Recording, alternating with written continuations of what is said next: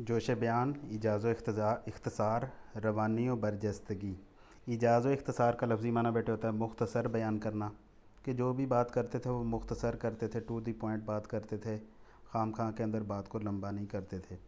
اسی طرح روانی و برجستگی، ان کے کلام کے اندر روانی ہوتی تھی، اور برجستگی کہا جاتا ہے بیٹے برمحل، موقع کے مطابق جو بات کرتے تھے، موقع سے ہٹ کر نہیں ہوتے تھے، برمحل موقع کی مناسبت سے بات کی کرتے تھے۔ تو روانی و برجستگی، محققانہ انداز، ان کا انداز جو تھا بڑا تحقیق والا ہوتا تھا، ریسرچ کے انداز میں بات کرتے تھے، کوئی بھی بات ایسی نہیں ہوتی تھی جس کی کوئی دلیل ان کے پاس نہ ہو، پروف ان کے پاس نہ ہو، مدلل باتیں کرتے تھے، محققانہ انداز تھا۔ اسی طرح غنائیت، غنائیت بیٹے کہا جاتا ہے نغمے کی کیفیت کو، کہ تقریر کرنے کا، بات کرنے کا انداز ایسے ہوتا تھا جیسے ایک نغمے کی کیفیت ہو، گنگنا کر مطلب بات کرتے تھے، بیان کرتے تھے۔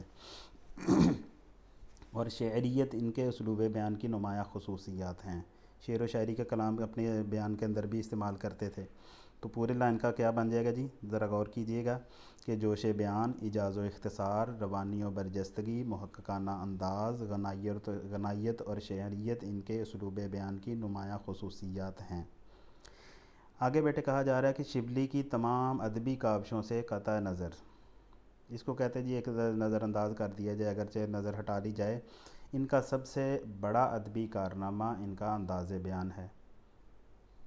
آگے بیٹے ذکر کیا جا رہا ہے جی کہ شبلی کی متعدد تصانیف ہے، تو ان کی تصانیف کو بیٹے آپ لوگوں نے اچھے انداز میں یاد کر لینا ہے، کہ ایم سی کیوز میں پوچھ لیا جا سکتا ہے آپ سے کہ شعر العجم کس کی تصنیف ہے، شعر العجم کی کتنی جلدیں ہیں، اسی طرح الفاروق کس کی تصنیف ہے، المامون کس کی تصنیف ہے۔ اس وقت چونکہ آپ کے سامنے آپ کو پتہ ہے کہ شبلی نعمانی کا تعارف پڑھا جا رہا ہے، تو انہی کی تصانیف ہے، لیکن جس وقت پیپر میں اچانک آپ کے سامنے کوئی بھی تصنیف پوچھ لی جائے گی اور آپ سے پوچھا جائے گا کہ یہ تصنیف کس کی ہے، اس کے رائٹر کون ہیں، تو اس وقت آپ کو سوچنے میں مشکل ہوگی، اس لیے ان کو یاد رکھنا ہے، ذہن نشین کرنا ہے کہ کون سی تصنیف کس رائٹر کی ہے۔ تو یہاں پر ان کی تصانیف جو ہیں وہ ذکر کی جا رہی ہیں، ان کو غور سے سن لیجئے، سمجھ لیجئے۔ تو شبلی کی متعدد تصانیف ہیں، ان کی اہم تصانیف میں شعر العجم، اس کی 5 جلدیں ہیں، الفاروق رضی اللہ تعالیٰ عنہ، اور المامون، سیرت النعمان، الغزالی، سوانح مولانا روم۔ سوانح بیٹے وہی اوپر نیچے سے جو دوسرا پیرا تھا اس کے سٹارٹ پر انہوں نے ذکر کیا تھا کہ شبلی نے اگرچہ متنوع موضوعات مثلا تاریخ، تنقید، سوانح پر قلم اٹھایا، ٹھیک ہے، تو یہاں پر سوانح مولانا روم، تو آپ کو سمجھ آ چکی ہوگی کہ مولانا روم کے واقعات جو ہیں زندگی کے اس بک میں انہوں نے ذکر کیے ہیں۔ اسی طرح سفر نامہ روم و مصر و شام،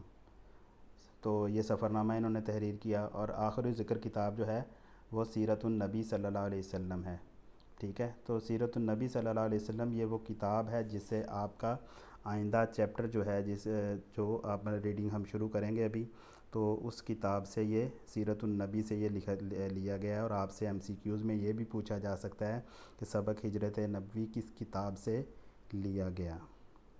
تو آگے ہم لوگ بیٹے شروع کرتے ہیں چیپٹر کو، تاکہ بہتر انداز کے اندر اس کی ریڈنگ بھی کر سکیں ہم لوگ۔ تو اس سے پہلے کہ میں ریڈنگ شروع کروں، اس کا تھوڑا سا میں چاہوں گا کہ آپ کے سامنے خلاصہ ذکر کر دوں۔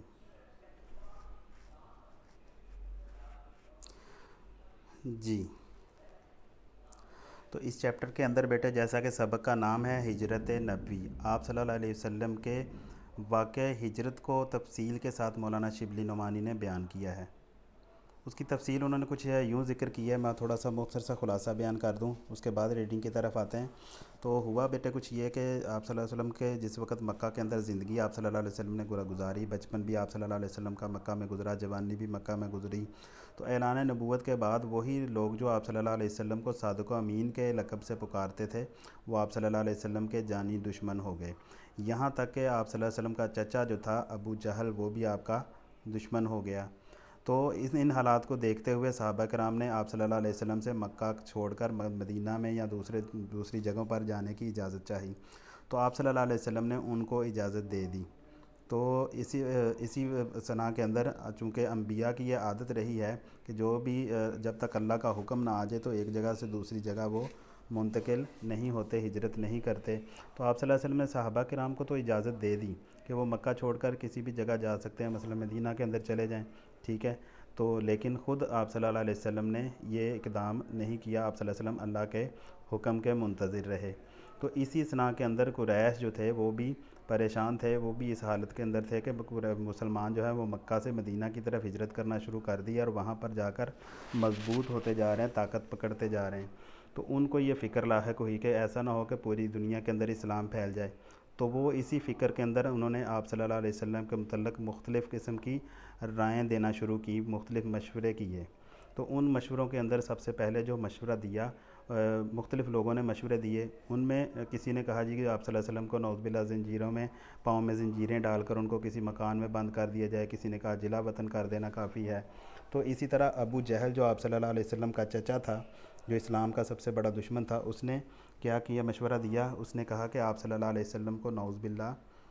تمام قبائل مل کر یک بارگی آپ صلی اللہ علیہ وسلم پر حملہ کرتے ہیں، تو آپ صلی اللہ علیہ وسلم کو شہید کر دیا جائے، ان کو قتل کر دیا جائے۔ تو اس انداز کے اندر نعوذ باللہ اس انداز کے اندر کیا ہوگا کہ آپ صلی اللہ علیہ وسلم کا جو قبیلہ ہے آل ہاشم، وہ اہم سے وہ کسی سے بھی دشمنی نہیں لے سکے گا، بدلہ نہیں لے سکے گا، اکیلا کسی کا مقابلہ نہیں کر سکے گا۔ تو اس انداز کے اندر یہ اس رائے پر اتفاق ہو گیا سب کا۔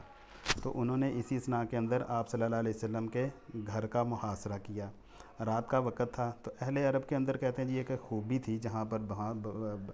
خامیاں ڈھیر ہوتی ہیں، ان میں سے کہیں بعض حضرات کے اندر کچھ نہ کچھ خوبیاں بھی ہوتی ہیں۔ تو یہ خوبی کہہ سکتے ہیں تھی کہ اہل عرب زنانہ مکان کے اندر گھسنا معیوب سمجھتے تھے۔ یہ بات، یہ جملہ مولانا شبلی نعمانی نے اپنی کتاب میں، اپنے سبق میں ذکر کیا ہے۔ تو اہل عرب زنانہ مکان کے اندر کہتے گھسنا معیوب سمجھتے تھے، برا سمجھتے تھے، اس لیے انہوں نے گھر کے اندر گھسنا مناسب نہیں سمجھا۔ تو وہ باہر کھڑے رہے یہاں تک کہ ادھر سے آپ صلی اللہ علیہ وسلم کی بات چیت جو تھی وہ حضرت ابوبکر رضی اللہ تعالیٰ عنہ سے ہو چکی تھی، قرارداد ہو چکی تھی کہ آج ہم لوگ رات مدینے روانہ ہو جائیں گے۔ تو اسی طرح آپ صلی اللہ علیہ وسلم نے حضرت علی رضی اللہ تعالیٰ عنہ کو اس مقصد کے لیے اپنے پاس بلوایا اور ان سے ذکر کیا کہ آپ میرے بستر پر میری چادر اوڑھ کر سو رہے ہیں، صبح کو سب کی امانتیں دے کر واپس چلے آنا، تم بھی مدینے چلے آنا۔ حضرت علی کی یہ ڈیوٹی لگا دی۔